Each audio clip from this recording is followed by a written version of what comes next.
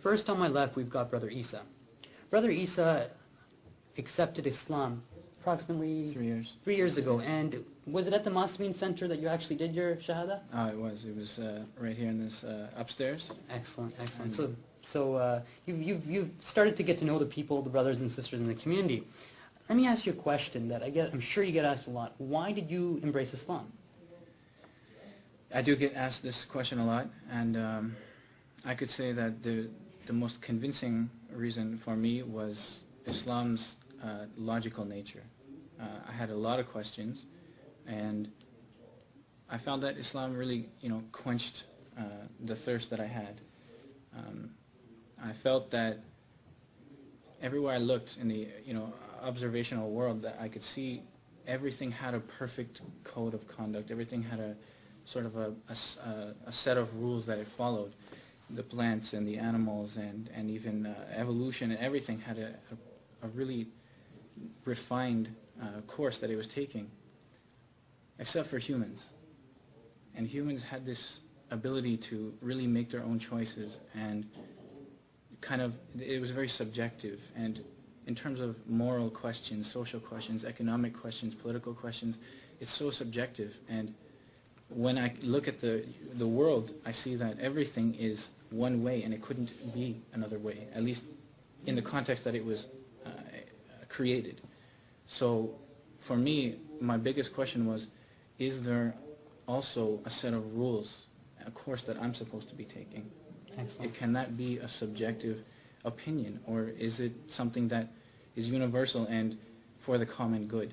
And when I started looking into Islam, I looked into a lot of religions. I grew up as a Christian, and I started finding a lot of similarities between Christianity and Islam in terms of their code of conduct, their moral code of conduct.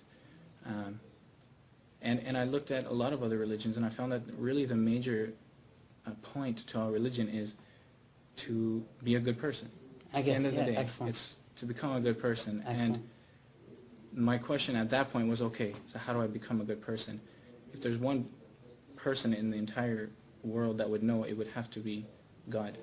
So I asked God, how is it that I can achieve, the pinnacle of my humanity? Excellent. And when I started looking into Islam, I found that even though there were things that maybe seemed a little contradictory to what I believed, or they gave me a little bit of a challenge because I had notions already that I conceived myself, I thought, okay, despite that, maybe I could be wrong, because everybody has a different opinion. Maybe I could be wrong.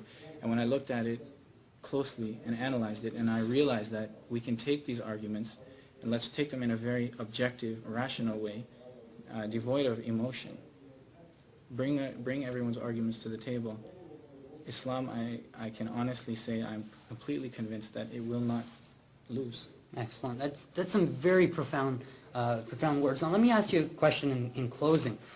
Was there something that you read in particular that kind of really set out a clear path towards Islam? Was it the Quran, maybe a hadith, maybe some advice, someone you talked to? Because it's always good to know what really caused you, right? Because a lot of times everybody does research, but a lot of times your research is inconclusive until you read something that motivates you to really take that leap of faith. What was that in your case? In my case, I would have to say that, well, there were two things. The Bible is really where I started. Excellent. And I started doing a lot of comparisons between the Bible and the Quran, and I was finding that, they're really not so different. Exactly. And in terms of prophecies and everything, it's remarkable, some of the things that you'll find. Yeah. And also,